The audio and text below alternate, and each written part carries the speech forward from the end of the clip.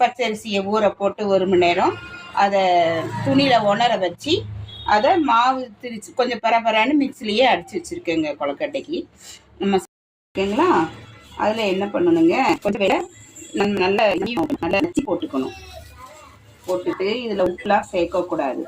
நம்ம சாமிக்கு எப்படி படைக்கிறோமோ அதே மாதிரி உப்புலாம் சேர்க்காம தான் நம்ம படைக்கணும்.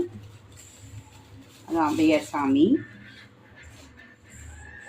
சக்கா தேங்காய் எடுத்து நச்சு வச்சுருக்கிறேன்.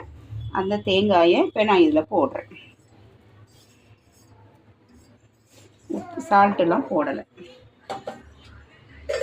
இதை நம்ம நல்லா கிளறி பசஞ்சு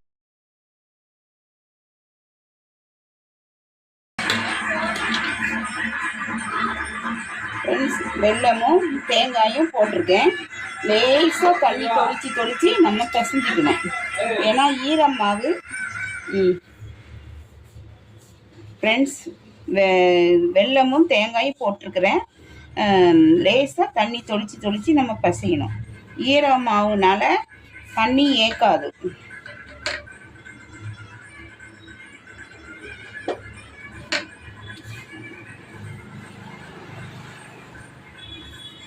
வெல்லம் போட்டிருக்கனால நம்மளுக்கு கொஞ்சம் தண்ணி விடும்.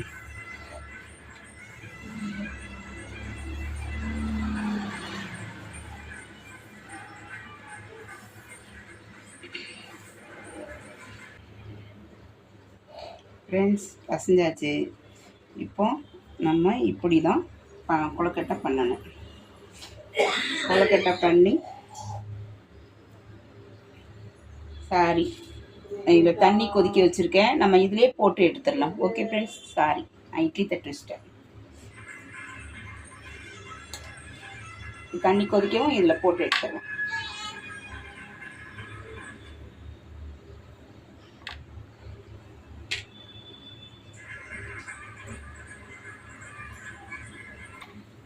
ஓகே ஃப்ரெண்ட்ஸ், தண்ணி கொதிச்சிருச்சு. இப்போ இதில் ஒன்று ஒன்றா எடுத்து போடலாம். கொதிக்கிற தண்ணியில் நம்ம இது ஒன்று ஒன்றா எடுத்து போடலாம்.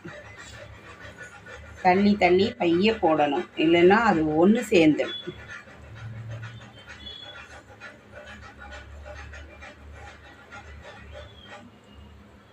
போட்டு நம்ம கலரக்கூடாது. நல்லா கொதி வரட்டும்.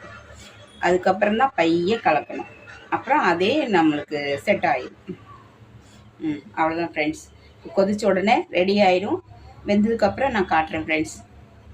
ஒன்று நம்ம கொழுக்கட்டை போட்டோமா, இப்போ இது ரெடி ஆயிடுச்சு ஃப்ரெண்ட்ஸ். நம்ம இதை நம்ம ஒரு பவுலை நம்ம எடுத்துக்கலாம்.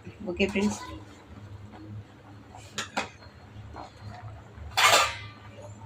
நான் பிளேட்லேயே எடுக்கிறேன் ஃப்ரெண்ட்ஸ். நம்ம அரிச்சு இப்படி நம்ம பிளேட்லேயே எடுத்துக்கலாம்.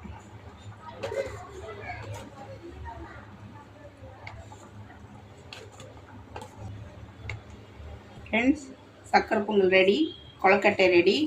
நாங்கள் சாமி கும்பிட போகிறோம். எல்லா ஃப்ரெண்ட்ஸுக்காக நான் சாமி வேண்டிக்கிறேன். ஓகே ஃப்ரெண்ட்ஸ், வீடியோ பாருங்கள், கமெண்ட் கொடுங்க, லைக் பண்ணுங்கள். ஓகே.